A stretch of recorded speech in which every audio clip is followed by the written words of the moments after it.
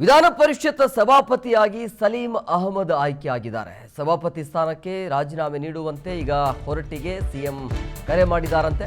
ಹಾಗಾಗಿ ಸಭಾಪತಿ ಬಸವರಾಜ ಹೊರಟ್ಟಿಗೆ ಸಿಎಂ ಕಡೆಯಿಂದ ಕರೆ ಹೋಗಿದೆ. ದೂರವಾಣಿ ಕರೆ ಮೂಲಕ ರಾಜೀನಾಮೆ ನೀಡಲು ಸಿಎಂ ಸಲಹೆ ಕೊಟ್ಟಿದ್ದಾರೆ.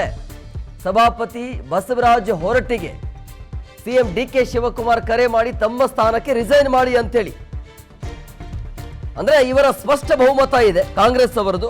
ಹಂಗಾಗಿ ನಮ್ಮವರೇ ಆಯ್ಕೆ ಆಗಲಿ ಅನ್ನುವಂಥ ಲೆಕ್ಕಾಚಾರ ಕಾಂಗ್ರೆಸ್ನವರದು. ಈಗ ಸಭಾಪತಿ ಸ್ಥಾನಕ್ಕೆ ರಾಜೀನಾಮೆ ನೀಡುವಂತೆ ಬಸವರಾಜ ಹೊರಟ್ಟಿಗೆ ಸೂಚನೆ ಹೋಗಿದೆ. ಇದನ್ನ ಯಾವಾಗಲೂ ಇಳಿಸಬಹುದಾಗಿತ್ತು.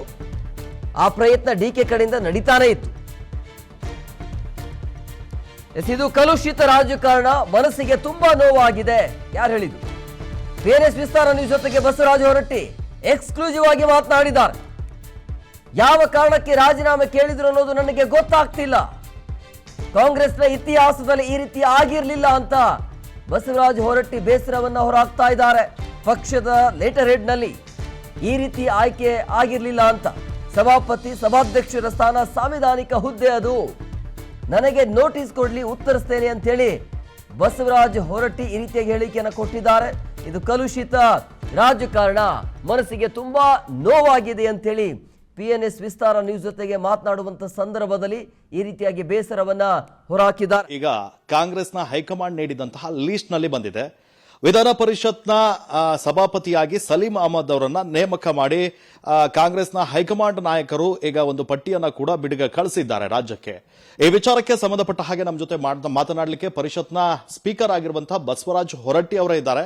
ಅವರನ್ನ ಮಾತಾಡಿಸ್ತಾ ಹೋಗ್ತೀನಿ, ಅವರ ನಿಲುವೇನು ಅನ್ನೋದನ್ನ ಅವರನ್ನೇ ಕೇಳ್ತಾ ಹೋಗ್ತೀನಿ. ಸರ್, ಈಗ ಹೈಕಮಾಂಡ್ ನಾಯಕರು, ಕಾಂಗ್ರೆಸ್ನ ಹೈಕಮಾಂಡ್ ನಾಯಕರು ಸಭಾಪತಿಯನ್ನ ಆಯ್ಕೆ ಮಾಡಿ ಕಳಿಸಿದ್ದಾರೆ. ಸರ್, ನೀವು ಇದ್ರ ಬಗ್ಗೆ ಏನ್ ರಿಯಾಕ್ಟ್ ಮಾಡ್ತೀರಾ ಸರ್? ಅದು ತಪ್ಪು.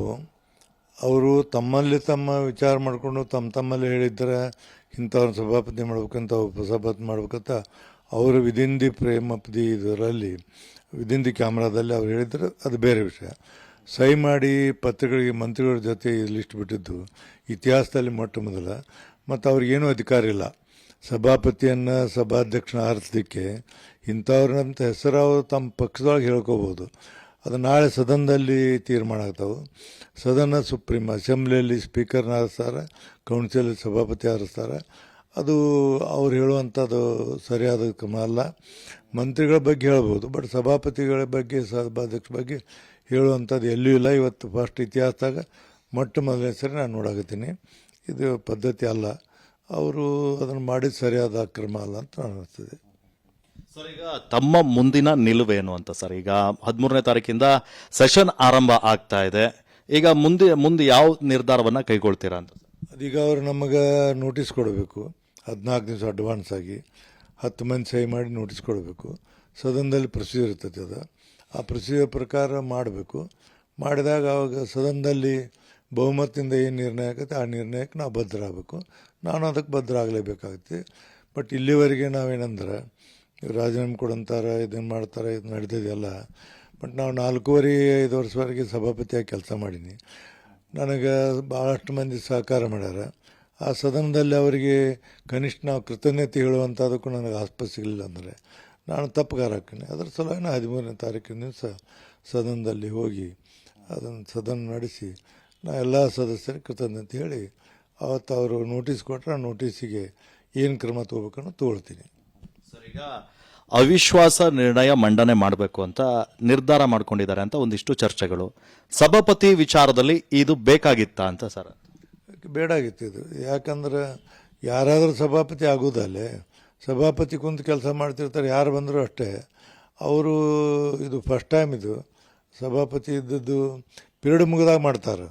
ನಮ್ದು ಇನ್ನೂ ಪಿರಿಯಡ್ ಐತಿ, ಇನ್ನೂ 1 ವರ್ಷ 11 ತಿಂಗಳು ಐತಿ, ಮತ್ತು ಅದನ್ನು ಪದ್ಧತಿ ಇರ್ತೈತಿ.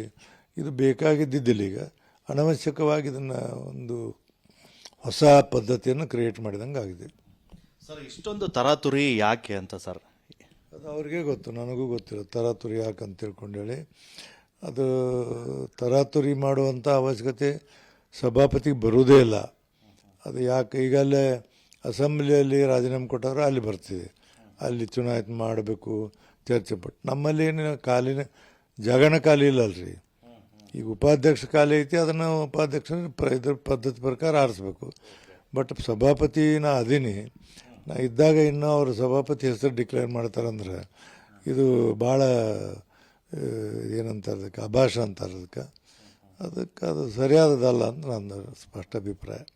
ಸರ್, ಈಗ ಸಭಾಪತಿನ ಕಾಂಗ್ರೆಸ್ನ ಹೈಕಮಾಂಡ್ ಆಯ್ಕೆ ಮಾಡಿ ಕಳಿಸಿದ್ದಾರೆ. ಈಗ ನೀವು ಆಯ್ಕೆ ಆಗಿರೋದು ಪರಿಷತ್ನ ಸದಸ್ಯರ ಓಟಿನ ಆಧಾರದ ಮೇಲೆ. ಈಗ ಯಾರಾದರೂ ಪರಿಷತ್ನ ಸದಸ್ಯರ ಜೊತೆ ನೀವು ಮಾತಾಡಿದ್ರಾ ಅಂತ ಸರ್? ಮಾತಾಡಿ ನಮ್ಮ ಚಲವಾದಿ ನಾರಾಯಣ ಸ್ವಾಮಿ ಅವರು ಕೂಡ, ಸಿ ಟಿ ರವಿ ಅವರು ಕೂಡ, ಆಮೇಲೆ ಯಾರು ನಮ್ಮ ಇನ್ನೊಬ್ಬ ರವಿಕುಮಾರ್ ಕೂಡ, ಅಶೋಕ್ ಅವರು ಕೂಡ, ಆರ್ ಅಶೋಕ್ ಅವರು ಕೂಡ, ಭೋಜೇಗೌಡರು ಕೂಡ ಮಾತಾಡಿ. ಅದಕ್ಕೆ ಅವರು ನಾವು ನಾಳೆ ಮೀಟಿಂಗ್ ಮಾಡಿ ಈ ದಿಲ್ಲಿಗೆ ಹೊಂಟಾರ. ಅದಕ್ಕೆ ದಿಲ್ಲಿಗೆ ಹೋಗಿ ಕೇಳ್ಕೊಂಬರ್ತಂತೇಳಿ ಅಶೋಕ್ ಅವರು ಬಂದ ನಂತರ ಅವ್ರ ತೀರ್ಮಾನ ಎಲ್ಲರೂ ಕೂಡ ಏನು ಮಾಡ್ತಾರೆ ಆ ತೀರ್ಮಾನದಂತೆ ನಾನು ನಡೀತೀನಿ. ಸರ್, ಈಗ ಸಭಾಪತಿ ಹೆಸರನ್ನ ಕಾಂಗ್ರೆಸ್ಸಿಂದ ಈಗ ನೇಮಕ ಮಾಡ್ಕೊಂಡಿದ್ದಾರೆ.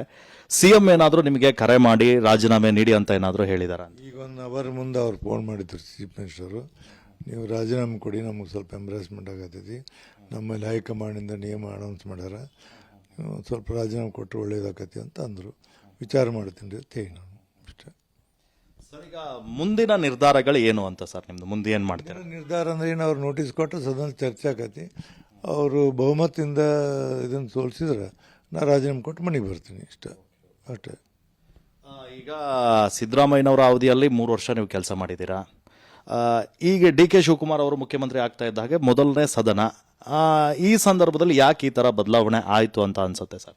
ನನಗೇನು ಅದ್ರ ಬಗ್ಗೆ ಗೊತ್ತಿಲ್ಲ ರೀ, ಬದಲಾವಣೆ ಯಾಕಾಯಿತು ಏನು ನನಗೆ ಗೊತ್ತಿಲ್ಲ. ಒಮ್ಮಿಂದೊಮ್ಮಿಗಲೇ ಇದು ಆಗಬಾರ್ದಾಗಿತ್ತು. ಅಟ್ಲೀಸ್ಟ್ ಸೆಷನ್ ನಡೆದ ನಂತರ ಮತ್ತು ಮುಂದಿನ ಸೆಷನ್ಕ್ಕೂ ಏನೋ ವಿಚಾರ ವಿನಿಮಯ ಮಾಡಬೇಕಾಗಿತ್ತು. ಒಮ್ಮಿಂದೊಮ್ಮಿಗಲೇ ಈಗ ದರಗ್ನ ಈಗ ಇನ್ನೊಂದು ವಾರದಲ್ಲಿ ಈ ತೀರ್ಮಾನ ಮಾಡಿದ್ದರಿಂದ ಇದು ಸ್ವಲ್ಪ ಅಸಮಾಧಾನ ಅಂತ ಎಲ್ಲರಿಗೂ, ನನಗೊಬ್ಬರಿಗೆ ಅಲ್ಲ ಎಲ್ಲರಿಗೂ ಅಸಮಾಧಾನ ಅನಿಸಿದ್ದು. ಇದಿಷ್ಟು ಸಭಾಪತಿಗಳಾಗಿರುವಂತಹ ಬಸವರಾಜ ಹೊರಟ್ಟಿ ಅವರ ಮಾತು. ಕ್ಯಾಮರಾ ಪರ್ಸನ್ ನವೀನ್ ಜೊತೆ ಧ್ರುವರಾಜ್, PNS ವಿಸ್ತಾರ ನ್ಯೂಸ್, ಬೆಂಗಳೂರು.